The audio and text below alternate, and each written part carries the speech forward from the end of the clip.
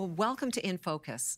Until recently, not much was known or discussed about human trafficking in Canada, but this dark industry continues to target and prey on young, vulnerable girls, many of whom are homegrown. More is being learned and understood about the sick methods that traffickers use to lure young girls. Well, to share what he discovered while writing the book, The True Story of Canadian Human Trafficking, is author Paul Boge. Welcome, Paul. Thanks, Laurie. I've said this to you already. This book has changed my life.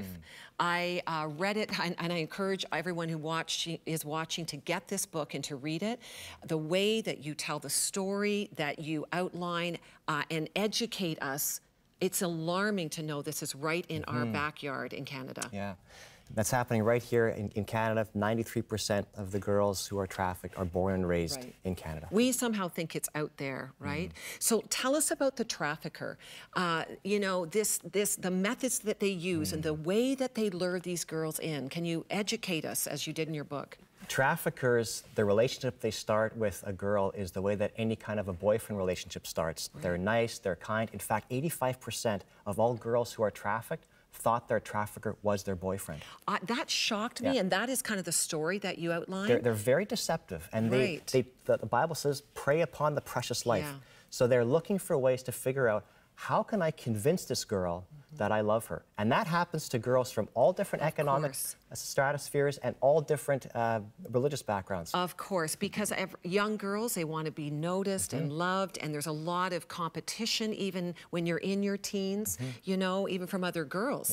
There's a lot. And that was one of the methods. You outlined 5 methods that girls get into this trafficking. One of them is the runaway pickup.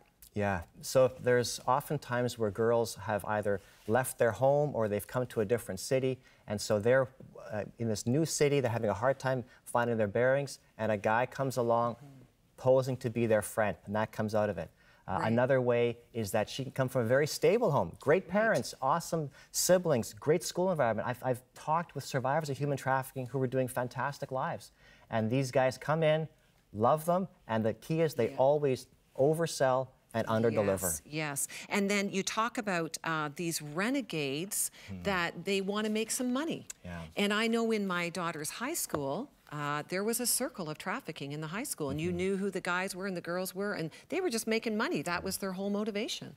Very naive. Yeah, and that's what we want to try and get the message out of, how do traffickers actually target these young girls. And they're targeting them online, they're targeting them at schools, so we need to be aware. And one of the questions I think is, you know, they get into this relationship with the trafficker, and why can't they just leave? Why can't they just get out? This is the hardest thing to understand in human trafficking. If it really is that bad, why don't they just go?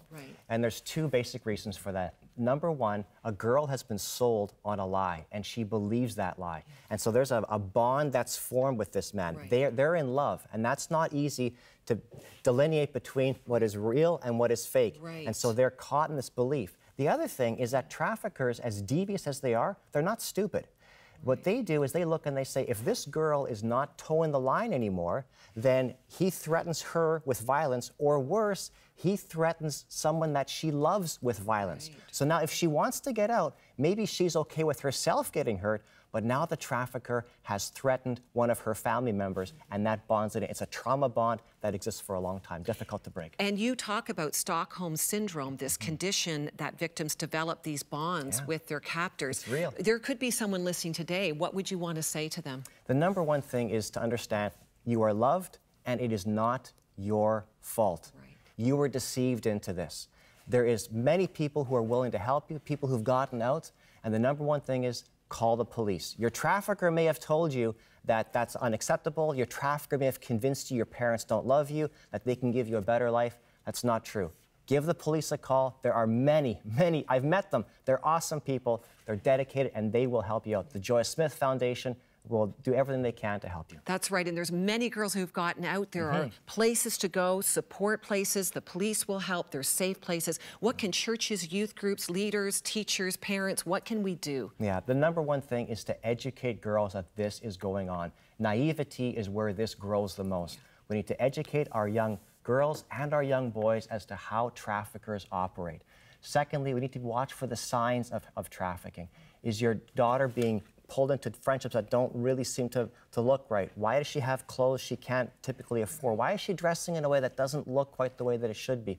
Do you really know where she's at? So these typical ways of how traffickers operate, and make sure that you come to know all of your daughter's friends. They come into the home so you can see them. When it happens in secret, that's where this thrives. That is the truth of it. And I know that watching cell phones when we don't know the relationships that our kids are in, like you say, they have new clothes and a new group of friends is often a sign, isn't it? Yes, it is. And you know, for those of us who are in churches, we got to talk about this. We got to talk about this in youth groups. We've got to talk about this from our pulpits. We can't keep our eyes shut to this anymore. I mean, the famous quote of William Wilberforce is, "You may choose to look the other way, but you can never say again that you did not know." And we cannot close our eyes to this anymore in Canada. We are going to be declaring this from the pulpits, and as parents and as pastors and those as followers of Christ, we need to get actively involved in rescuing and seeing these girls come to freedom. Thank you so much, Paul, for being with us. Appreciate you. We'll be right back.